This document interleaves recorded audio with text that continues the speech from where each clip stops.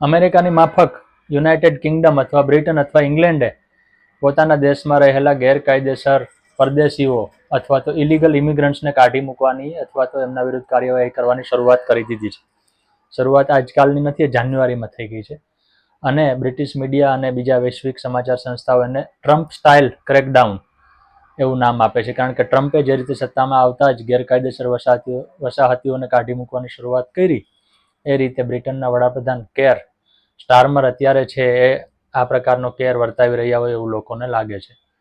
બ્રિટનના ગૃહમંત્રી પોતે આ સમગ્ર જે કાર્યવાહી છે રેડ પાડવાની, એના ઉપર દેખરેખ રાખી રહ્યા છે. અને એ આખી ઝુંબેશને નામ આપવામાં આવ્યું છે યુકે વાઇડ બ્લિટ્ઝ. બ્લિટ્ઝ એટલે રેડ પાડવી અથવા ઝડપથી હુમલો કરીને પકડી લેવો, એટલે સામેવાળાને તક મળે પહેલાં એને ઝડપી લેવા.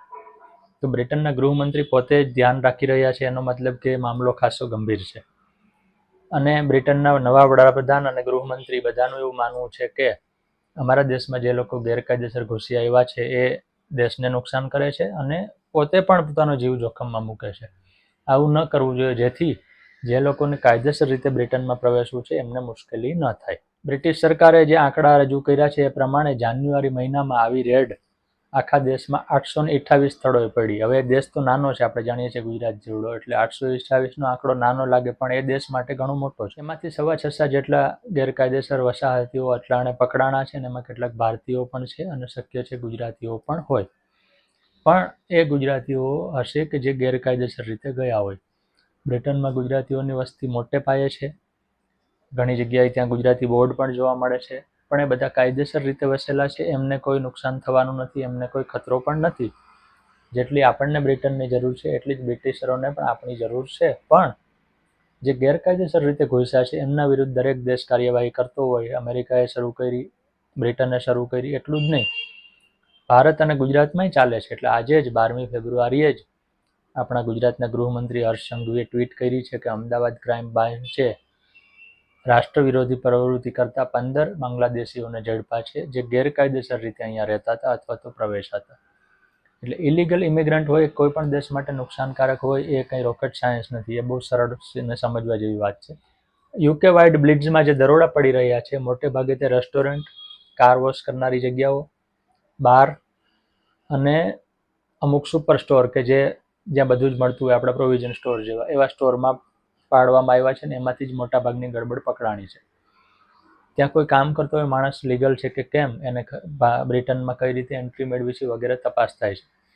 એને કામ આપનાર માણસે જો એની આ પૂરતી તપાસ કર્યા વગર કામ આપ્યું હોય અથવા તો એને બ્રિટનમાં ગેરકાયદેસર ઘૂસવામાં મદદ કરી હોય, તો એને 60,000 પાઉન્ડ સુધીનો, એટલે 60 લાખથી વધારેનો દંડ થાય એક વ્યક્તિ દીઠ. 5 જણા પકડાય તો 60,000 ગુણ્યા 5 એટલો દંડ થઈ શકે.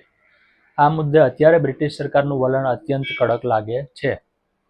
પણ બ્રિટન અને અમેરિકાનો કેસ ખાસો જુદો છે. અમેરિકામાં જેટલા સંખ્યામાં ગેરકાયદેસર રહેતો લોકો ઘૂસે છે એટલા બ્રિટનમાં નથી જતા. બ્રિટનમાં જનારાઓનું પ્રમાણ બહુ ઓછું છે. જેમ કે 2023માં ભારતથી લગભગ 1,000 જણા બ્રિટનમાં ગેરકાયદેસર ઘૂસ્યા હોવાના આંકડા સામે આવ્યા છે. તો 1,000નો આંકડો બ્રિટન માટે મોટો છે, પણ અમેરિકાની સરખામણીમાં મામૂલી છે, અને ભારતમાં માટે મામૂલી છે. આપણો દેશ તો બહુ જાજી વસ્તી ધરાવે છે.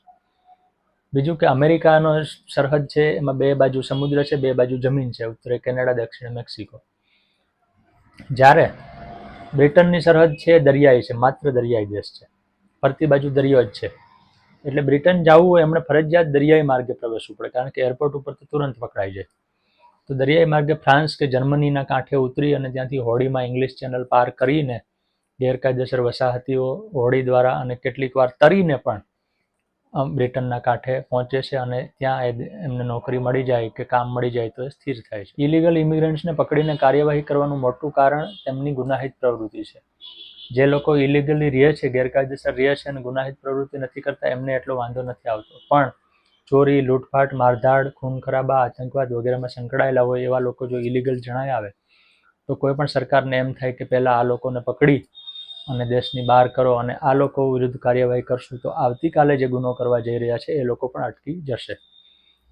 સૌથી મહત્વનો સવાલ એ છે કે આમાં ગુજરાતીઓને કેટલી અસર થશે. તો અત્યારની સ્થિતિ જોતાં ગુજરાતીઓને ખાસ અસર થાય એમ લાગતું નથી, કારણ કે બ્રિટનમાં જે ગુજરાતીઓ રહે છે મોટા ભાગના કાયદેસર છે મોટાભાગના વર્ષોથી છે ત્યાં પહોંચ્યા છે અને ભાગ્યે જ કોઈ ગુનાહિત પ્રવૃત્તિમાં સંકળાયેલા છે. એટલે ગુજરાતીઓ માટે એ ચિંતાનું કારણ નથી. હા, ગેરકાયદેસર જવાનું હોય તો ભવિષ્યમાં તમે ચિંતાને આમંત્રણ આપો છો. ધન્યવાદ.